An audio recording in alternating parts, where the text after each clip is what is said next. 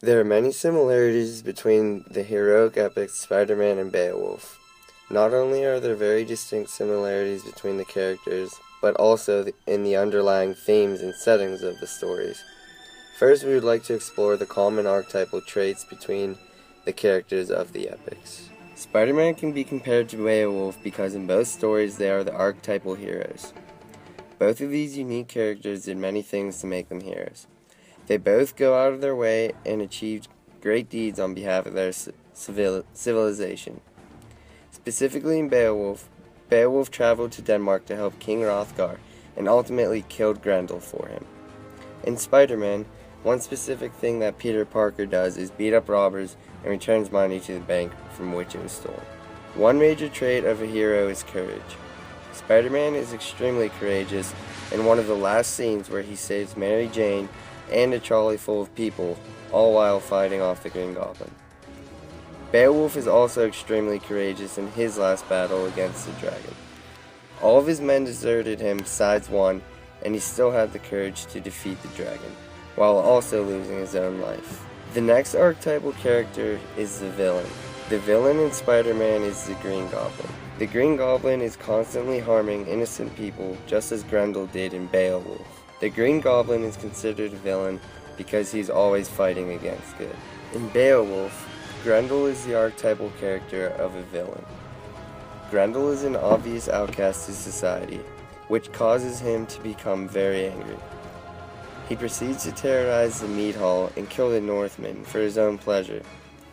He's similar to the Green Goblin because they are both the obvious antagonists in their stories. Overall, the archetypal heroes in the two stories are very similar, as well as the archetypal villains. A huge part of an archetypal story is the setting. In each story there is a threshold where the hero crosses from his home into another darker setting, where the action takes place. In Beowulf, there are three of these: Harrod, Grendel's mother Lair, and the Dragon's Keep. In Spider-Man, though, Peter Parker never really leaves New York City. However, at the beginning of the film, Peter's just an ordinary teenager walking the streets of Brooklyn. But once he becomes Spider-Man, he gets the power to explore new parts of the city and use his webs to swing around the upper rooftops of the Big Apple. When Peter changes, the city changes with him. In archetypal adventures, the setting becomes more dark and dangerous, and the hero must face tasks to survive the new environment. For Spider-Man, the streets of New York are riddled with criminals, and it is his job to fight off these criminals and villains to keep the city safe. For Spider-Man, crossing the threshold into the new world is when he got his powers. It opened the doors for new exploring and crime fighting. In archetypal stories, the setting is a very important factor. Spider-Man contains plenty of Christian symbolism. We can start with one of the most basic Christian symbols, the battle between good and evil. The hero Spider-Man squares off against his nemesis, the Green Goblin, several times throughout the movie. Spider-Man uses his powers for good, while the Green Goblin tries to kill Spider-Man so he can easily terrorize the city of New York. Beowulf also battles evil. However, he has several enemies that he must slay. He must fight Grendel and Grendel's mother, as well as the dragon at the end of the epic. Good triumphs over evil in Spider-Man, just as in archetypal Christian literature and Beowulf. Spider-Man and the Green Goblin enter their last battle, and the Green Goblin is killed by his own hovercraft. In Beowulf, good triumphs over evil most of the time. Beowulf is able to defeat all of his enemies, but his last victory will be the cause of his last breath, as he is scorched to death by the dragon. The victories in both stories come at a high cost. Spider-Man's best friend Harry no longer has a father, and he wants to seek revenge, while in Beowulf, he gives his life in order to slay the dragon. We can also observe the extended metaphor for the Green Goblin and Spider-Man as the devil and Jesus, respectively. The Green Goblin tries to destroy Spider-Man, and he doesn't care how many civilians he hurts in the process. He is only interested in death and destruction. However, Spider-Man tries to get rid of the Green Goblin, the demon which is plaguing the city. He acts as the people's protector, trying to ensure peace for the residents of New York City. This extended metaphor also exists in Beowulf. Beowulf is a great warrior given supernatural strength and protection from God. Grendel is given no description based on appearance, but he is said to be a demon from hell, being a descendant from Cain, the Earth's first murderer. The plot of Spider-Man is quite similar to that of Beowulf, in the aspect of following the archetypal hero's journey. Peter Parker is called to action when the Green Goblin begins terrorizing a parade in New York City. Beowulf is called to action when Grendel terrorizes King Hrothgar's mead hall. This theme of good versus evil is found in the main showdown between Spider-Man and the Green Goblin. Likewise in Beowulf between him and Grendel, Grendel's mother, and the dragon.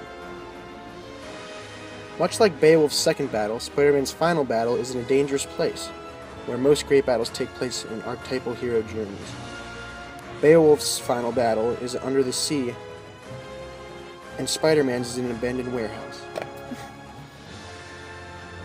A difference between Spider-Man and Beowulf is that Spider-Man is fighting to protect the city and the love of his life, Mary Jane Watson.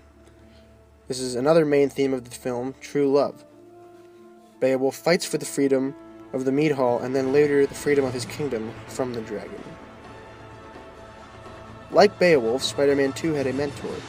King Hrothgar served as a mentor to Beowulf, much like Uncle Ben did for Peter. Uncle Ben was the one to say the famous phrase, "With great power comes great responsibility." Peter used his uncle's knowledge and ended up saving New York City from the Green Goblin. Spider-Man defeats the Green Goblin and receives his reward. His reward is Mary Jane, who he saved from the clutches of the Green Goblin.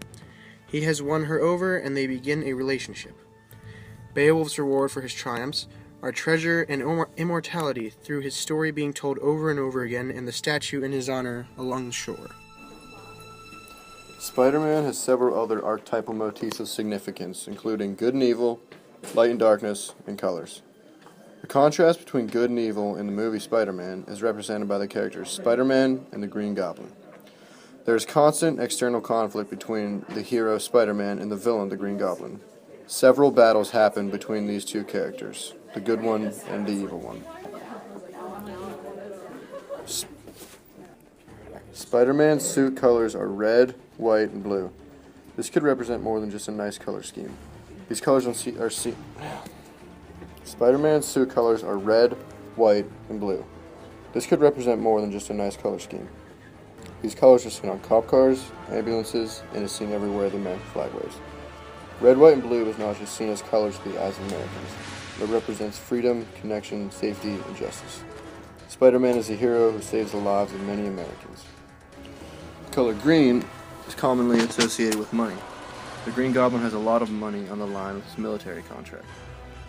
Green typically evokes a calm emotion, which is ironic because the Green Goblin character in Spider-Man is an irrational man with crazy emotions. He will do anything to destroy Spider-Man and obtain his money, even if it means terrorizing the city. An archetypal motif of significance is the contrast between light and darkness. The Green Goblin is dressed up in a dark green and dark purple outfit in the movie and the comic books. Spider-Man is a friendly blue and red color, sort of like the American flag. The Green Goblin has sharp teeth and is made out to look like an evil character. Spider-Man is a young hero, which is similar to most heroes in archetypal stories. Spider-Man and Beowulf both follow the archetypal journey of a hero. They both undergo similar experiences and have success being a hero and accomplishing their tasks. Thank you for watching.